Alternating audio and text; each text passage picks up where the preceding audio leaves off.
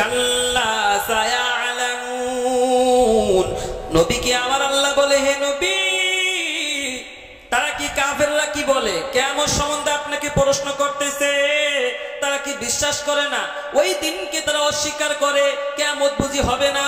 নবী তাদেরকে জানায়া দেন, কাল্লা সায়ালামুন, না কখনো না, কিয়ামত হবে হবে, তারা অচিরেই জানতে পারবে, এটার ভিতরে কোনো সন্দেহ নাই গো নবী। এজন্য কিয়ামত হবে।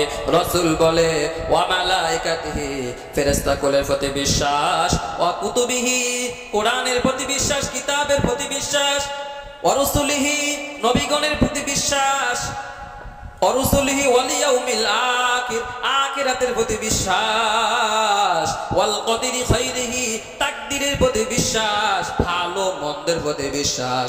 এই যে রাসূল বললেন, সব কিছুর প্রতি বিশ্বাস রাখার নাম হলো ঈমান। হাদিস শরীফের ভিতরে রাসূল বলেন, লা ইউমিনু আহাদুকুম হাত্তা আকুনা আহাব্বা ইলাইহি মিন ওয়ালিদিহি ওয়া ওয়ালাদিহি ওয়ান নাসি আজমাইন। নবীজি সাল্লাল্লাহু আলাইহি ওয়াসাল্লাম বলেন, দুনিয়া তোমরা ততক্ষণ পর্যন্ত ঈমানদার হইতে পারবে না যতক্ষণ না তোমরা আমি নবীকে, তোমাদের ছেলে মেয়ে স্ত্রী মা বাবা দুনিয়ার সব মানুষ থেকে আমি নবীকে তোমরা যতক্ষণ না মহব্বত করতে পারবা ততক্ষণ পর্যন্ত তোমরা ঈমানদার হইতে তোমরা পারবা না।